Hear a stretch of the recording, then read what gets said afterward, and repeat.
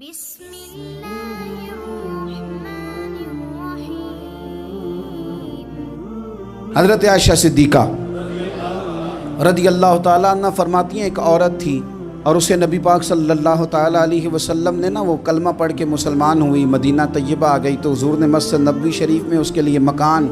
ایک سادہ سا کمرہ ساتھ مسجد کے بنوا دیا، وہیں رہنے لگی۔ اکثر وہ سیدہ طیبہ کے پاس آتی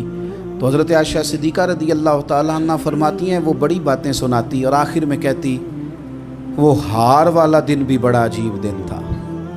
اور میرے رب کی قدرتوں کا دن تھا، وہ بھی بڑا عجیب دن تھا۔ سیدہ عائشہ صدیقہ رضی اللہ تعالیٰ عنہ ایک دن فرمانے لگی کہ تو ہار والے دن کا بڑا ذکر کرتی ہے، وہ کیا دن تھا؟ تو خاتون کہنے لگی اماں جی وہ دن تھا جب میرے رب پر بھروسہ اور مضبوط ہو گیا، جس دن میرا اپنے رب پر توکل اور بڑھا، میرے ایمان میں یقین میں اور پختگی آئی۔ کہنے لگی میں ایک گھر کی کنیز تھی، نوکرانی تھی، اس گھر میں ایک بچی تھی جس کے پاس سونے چاندی ہیرے جواہرات کا ہار تھا۔ اس زمانے میں چمڑے کے اوپر لوگ ہیرے جواہرات لگاتے تھے، کئی دفعہ سرخ رنگ کے چمڑے پہ لگائے جاتے تھے، وہ بچی پہنتی تھی تو کہتی ہوں بچی کے اس نے اتار کے رکھا یا اس سے گرا وہ ہار تو چیل اسے اٹھا کے لے گئی گوشت سمجھ کے اور میرے سامنے اٹھا کے لے گئی۔ گھر والوں نے مجھ سے پوچھا، یہ بخاری میں موجود ہے، گھر والوں نے پوچھا مجھ سے کہ وہ ہار کہاں ہے تو میں نے کہا چیل اٹھا کے لے گئی۔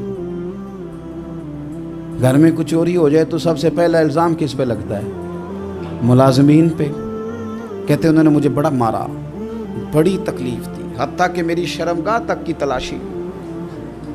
میری عزت اتنی خراب کی میں بتا نہیں سکتی۔ میں نے اپنی زندگی میں ایک واقعہ دیکھا، ایک امیر گھر میں چوری ہو گئی، ملازم کو اتنا مارا کہ وہ چارپائی پہ پڑ گیا، پولیس والوں سے اتنی مار پروائی گئی کہ وہ بیچارہ چارپائی پہ پڑ گیا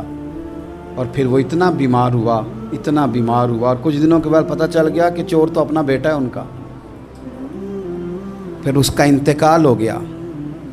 اب وہ سیٹھ صاحب اور گھر والے آ کے مرنے والے کے کان میں معافیاں مانگ رہے ہیں، کان میں۔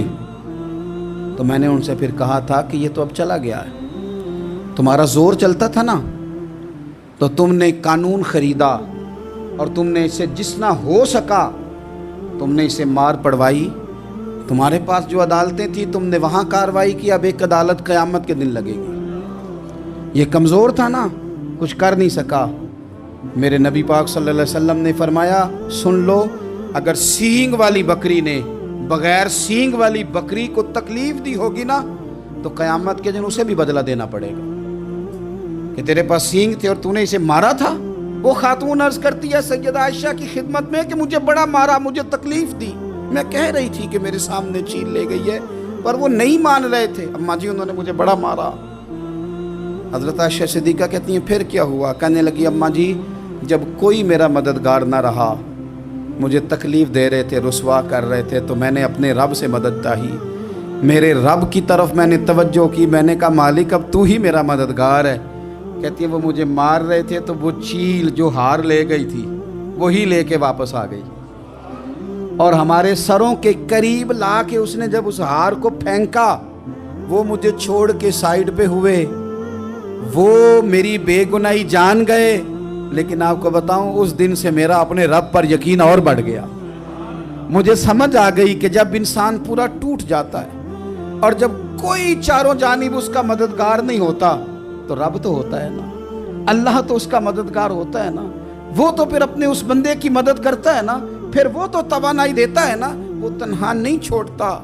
وہ تو آنسوؤں والوں کے آنسوؤں پہ بڑا کرم فرماتا ہے، وہ تو قسم پرسی میں آ جاتا ہے، اس کی رحمت بڑھ کے استقبال کر لیتی ہے۔